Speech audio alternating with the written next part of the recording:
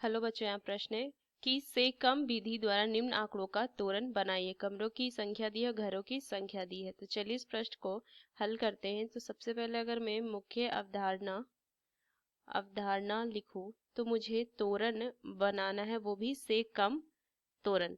तो यहाँ से अगर मैं लिखूं कि जो तोरण होते हैं वो क्या होते हैं, दो तोरण वक्र जो होता है दो तरह का होता है, से कम तोरण और से अधिक तोरण। तो इसमें मुझे से कम तोरण का वक्र तोरण खींचना है। तो यहाँ से मैं क्या लिखूंगी कि से कम तोरण का की मदद से क्या करेंगे, या उसको संचयी बारंबारता वक्र भी हम कहते हैं। से कम त्वरण का इस्तेमाल करेंगे और इस ग्राफ पर हम क्या करेंगे, एक वक्र आलेखित करने के लिए वक्र की ऊपरी सीमा का प्रयोग करते हैं। तो चलिए इस प्रश्न को हल करते हैं। तो सबसे पहले अगर मैं देखूं तो इनकी संचयी बारंबारता भी ज्ञात कर लेंगे। तो कमरों की संख्या एक तरफ लिखूंगी मैं, कमरों की संख्या एक तरफ में, घरों की संख्या आ जाएगी। और एक तरफ अगर हम देखें तो एक तरफ हम लिख देंगे संचयी बारंबारता, संचयी बारंबारता। अब देखिए इधर कितना हो जाए, कमरों की संख्या 1 2 3 4 5 6 7 8 9 और ये 10। उस तरीके से घरों की संख्या में जाएगी 4 9 22 28 24 12 8 6 5 और ये 2। क्या करेंगे, इनका संचयी बारंबारता ज्ञात करेंगे। तो देखिए यहाँ से मैं लिखूंगी तो कितना हो जाएगा, ये 4 हो जाएगा, 4 में 9 जुड़ जाएगा 13, 13 में क्या करेंगे 12 जोड़ देंगे तो ये हो जाएगा 5 और ये 3 35। फिर अगर 8 इसमें हम 28 जोड़ देंगे तो कितना हो जाएगा 13, एक बाकी 5 एक 6। फिर अगर मैं 24 जोड़ दूंगी तो कितना हो जाएगा 7 और ये 8, यहाँ से हो जाएगा। फिर अगर मैं इसमें क्या करूँगी 12 जोड़ दूंगी तो कितना मान आ जाएगा 7 2 9 और ये 8 एक 9, 99। 99 में अगर मैं 8 जोड़ दूंगी तो 107।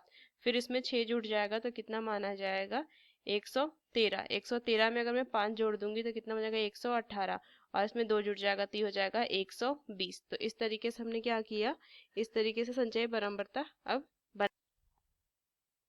अब यहाँ से कम का क्या करेंगे, तोरण खींचने के लिए बिंदु अगर मैं देख लूँ तो क्या हो जाएगा 1 4। फिर अगर मैं देखूँ तो यहाँ से देखिए हो जाएगा कमरों की संख्या 2, उनकी संख्या 13 है तो ये हो जाएगा 2 2 13। फिर अगर मैं देखूँ उसी तरीके से तो ये आ जाएगा 3 35। फिर अगर मैं देखूँ तो 4 63। फिर अगर मैं देखूँ तो 5 87। फिर देखूँ तो 6 99। फिर अगर मैं देखूँ तो 7 107। फिर अगर मैं देखूँ तो 8 113।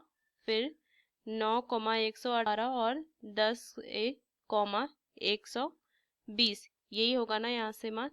देखिए इस तरीके से हमने ये बिंदु लिख लिया। अब इसका तोरण खींचेंगे तो यहाँ से अगर मैं देख कमरों की संख्या लिख दूंगी, इधर कितना लिखूंगी, ये कमरों की संख्या। तो कमरों की संख्या इस तरफ आ जाएगी और इधर क्या आ जाएगी, ये घरों की संख्या। ये हो जाएगी मेरी घरों की संख्या, घरों की संख्या।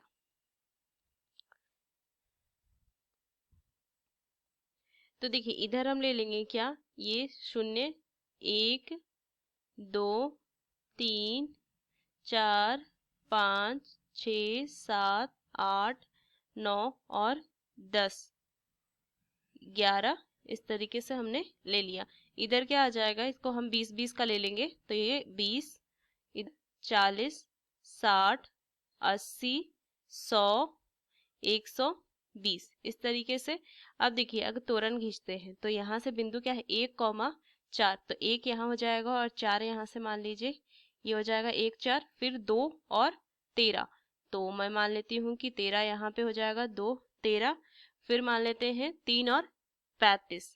तो अगर मैं देखूँ 3 और 35 यहाँ पे कहीं होगा तो 3 और 35।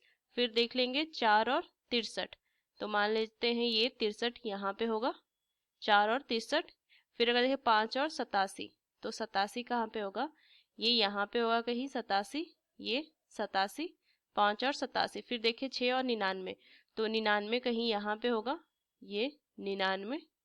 फिर देखिए 7 और 107 तो 107 मेरा क्या पे होगा, मान लीजिए ये यहाँ पे होगा। अब देखिए 8 और 113, तो 8 और 113, तो ये मान लेते हैं यहाँ पे होगा, यहाँ पे। फिर 9 118, तो मान लेते हैं 9 इधर टाइप होगा मेरा, 9 यहाँ पे होगा, और 10 120 ये यहाँ पे होगा। अब मैं क्या करूंगी, इसको मिला दूंगी। तो इस तरीके से ये होगा, यहाँ से इधर, इधर, इधर बिंदुओं को मिलाते हुए हम तोरण बना लेंगे। तो ये मेरा क्या हो जाएगा, से कम का तोरण हो जाएगा। यही मुझे ज्ञात करना था। तो इस मुख्य अवधारणा का इस्तेमाल करके हमने इस प्रश्न को हल किया। आशा करते हैं प्रश्न आपको समझ में आया। धन्यवाद।